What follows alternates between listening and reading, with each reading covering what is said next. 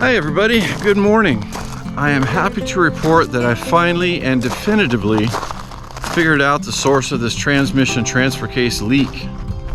I'll give you about a 90-second recap here to bring everybody back up to speed on where we are with this, and then we'll jump right into the video and I'll show you how I figured this out.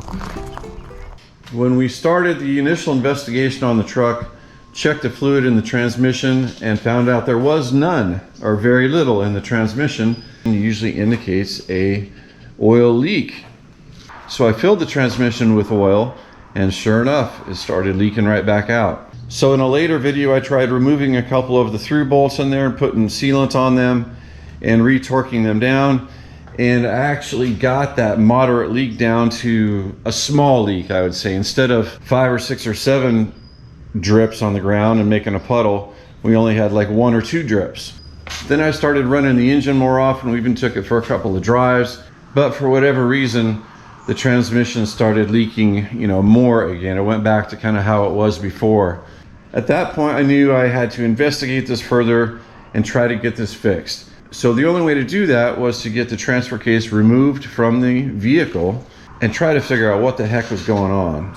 So in the last video, I did get the transfer case removed from the vehicle and it's up on my bench over in the shop right now. But one of the things I learned by doing that was the 5 mounting bolts that connects the transfer case to the transmission. There were only 4 in place. 1 was completely missing. And it looked to me like there was a broken off bolt stuck in the transmission side.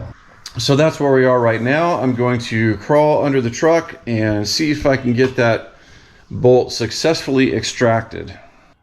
But before I can fix it, we have to clean this hole out and know what we're dealing with. So we'll try to do that and see if we can get a better look at what's going on here. Wow, this is really going in far. It's going in that far. Let me go get a tap and see if we can run a tap in there and see if it's clear.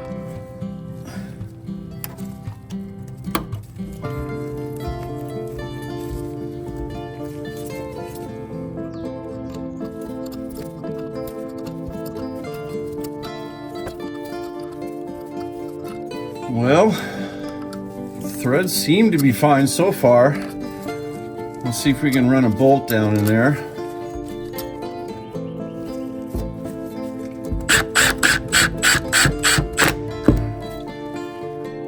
Interesting.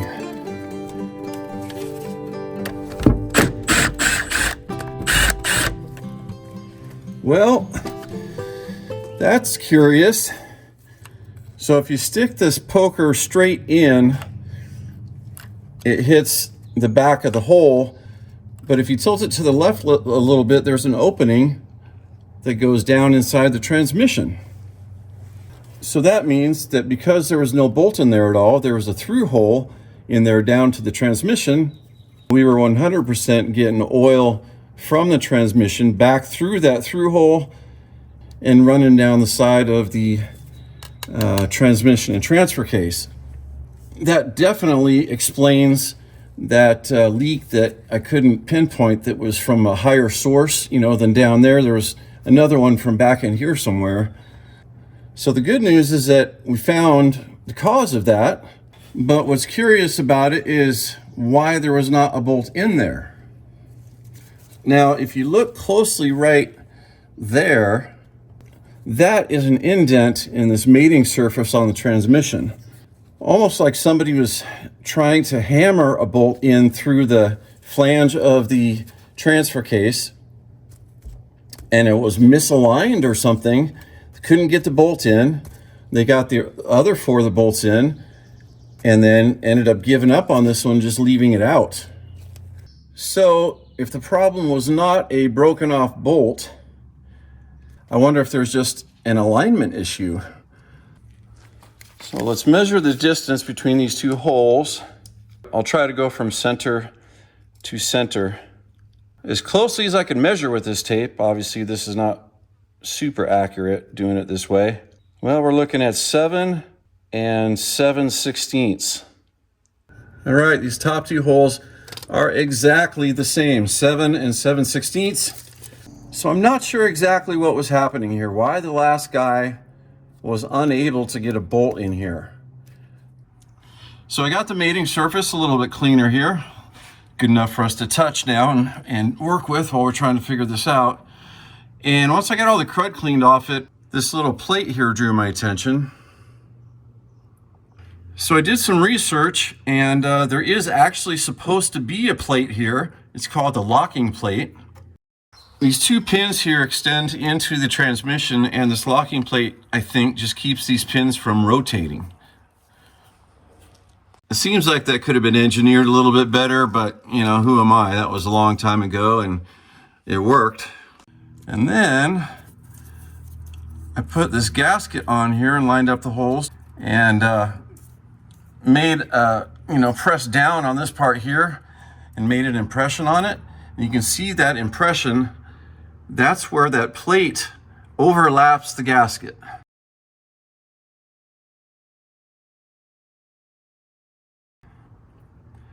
So that can't be right. Let's go back over to the transfer case once again and see how this little indent looks on that surface. Well, I think I finally arrived at the crux of the whole problem here with this transfer case leak. If you look at this white area right here, that's the indent that we made on top of the plate on the transmission just a second ago. But that line and down, there is metal surface there. That is not a void. So that means that little plate was overlapping that much and interfering with the mating between the transfer case and the transmission. So instead of seating perfectly flat against each other, they were raised up a little bit.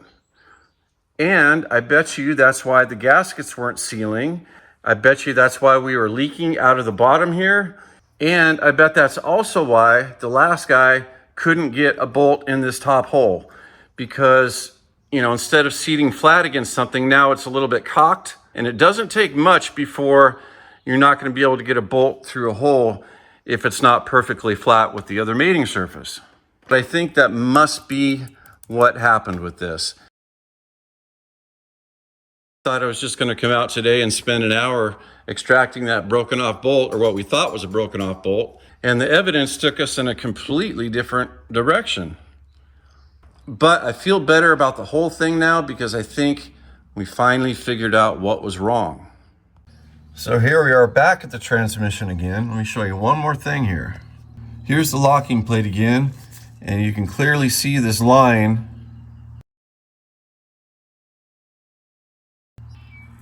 that matches the line on our indented gasket. You know, whenever I find obvious mistakes like this, I'm not judging anybody. I'm not judging the last guy that did this. Making mistakes is just part of being a mechanic. It's going to happen. You're going to make mistakes, but in the end, hopefully you will find those mistakes and fix them and learn from them and move on. Some of these plates are rectangle, like this one is, and some of these plates have little tabs on the top left and right corners here.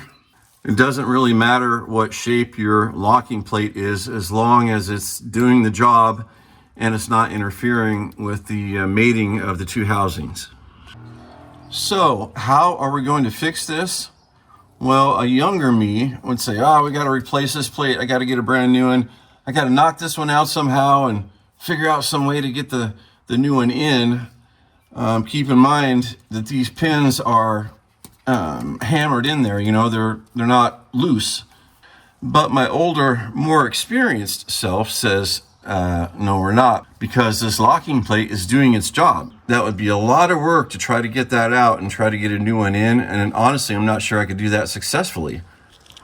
No, we're just going to trim this plate off on the bottom with some sort of a trimming tool and go on about our business. All right, I got this piece trimmed off successfully, and I'm proud to say I didn't even leave a scratch in our surface here. I didn't touch it with the blade at all. I got a nice clean cut, and let's see how the gasket fits.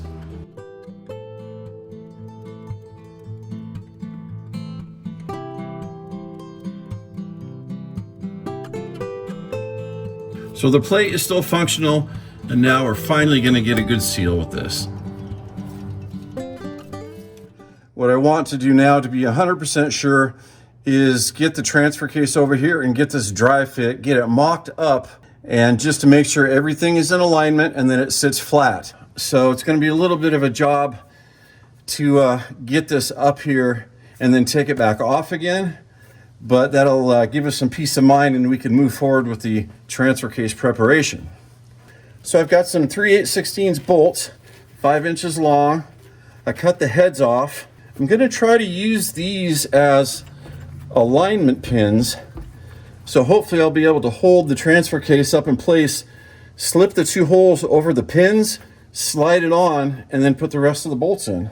Sounds good in theory anyway. I cut slots in the end of these for the screwdriver.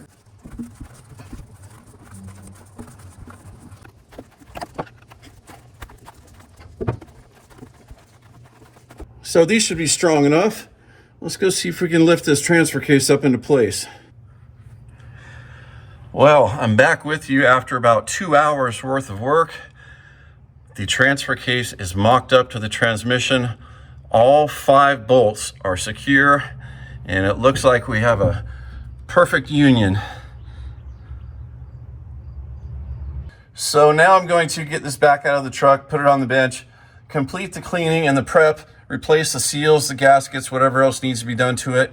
Then we'll prep the face of the transmission and put it back in the truck. Despite my best efforts, I could not get the transfer case installed using this jack. You know, this is typical floor jack with a little round thing here.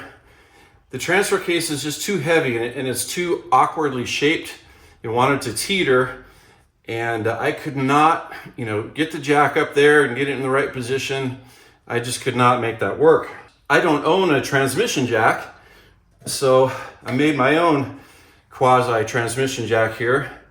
And I took the plate from the floor jack, put a couple screws into it, and secured that to the bottom of my assembly here. And so it goes right into the jack. And because I did it that way, this can rotate. And that actually did help for both raising and lowering it down. So I built this in such a way that the transfer case would sit nicely inside this little cradle and wouldn't want to teeter at all. So when I got this high enough where I thought it was in alignment and I could start pushing it that way, I quickly realized on this cradle here, it was sitting horizontally. And it didn't occur to me until I got it all the way up near the transmission that the thing actually sits quite a bit like this, diagonally. This is where the rear drive shaft is, and this is where the transmission output shaft is. So it sits at a whatever degree angle that is. So I put a block in the bottom, and then I had a longer 2x4. This is just a random piece, but it was a longer piece, and then I was able to lift the transfer case up this way, slide the 2x4 in. Therefore, it wanted to sit at the correct angle or close enough to allow me to get it in the truck. So without this little adapter thing that I made, getting the transfer case into the truck would have been extremely difficult. I'm not going to say impossible, but it would have been extremely difficult from underneath there. But using it, it made it quite doable because I didn't have to exert any strength at all until it was up in position. Then I just had to kind of wiggle it into place, and that worked pretty well. Now for my alignment pins, I figured out that it was easier to use just one rather than both of them. So I took this one out. I took it out for another reason as well. I did not want to put any kind of significant weight on this ear of the housing of the transmission. It's pretty thick, it's pretty strong, but it would be just my luck to slide the transfer case kind of halfway on and let it hang there and crack this ear right off. That would have been a complete disaster and an expensive mistake. So I'm glad I thought of that. We didn't even go down that road. So I only used one. I used it on this side. This one goes deeper into the housing and it's just a stronger area. So that worked out pretty well. I was able to get it over this then push it on, and then I use kind of my muscles to wiggle it on and start these other bolts. Now the bolts are 3/8/16, and as far as the length goes, I used two different sizes. I used 1.5 inches and 1.25 inches. The 1.25 inch ones I used here, here, and here, and then I used 1.5 inches there and there. I probably could have gotten away with using 1.25 inches here and here as well, but I went with the longest bolt that I felt comfortable using. It's, you know, it's not sticking too far inside the case, and it's not too short. The reason that you have to use the shorter ones is because they bottom out, or at least that one did, and I assumed those two would as well. So anyway, that's what I did. So as far as what's left to do, I need to remove and replace that seal. I've already cleaned that surface up, but we'll hit it again before we put it in so it's nice and clean. Need to clean this surface and the surface of the plate here and put a new gasket on that. After we get that in, you have to wait till you put that in the truck and then put that plate on.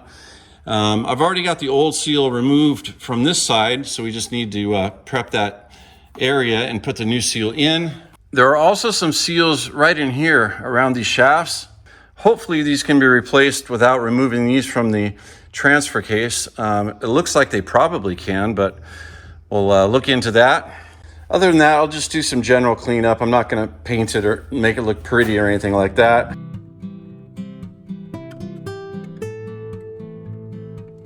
So we've made a lot of progress. I think I can say we're now 3/4 of the way done with that repair. So we have the green light to move forward with this project. I will end this right here. Thanks everybody for watching, and I hope to see you on the next one. Take care.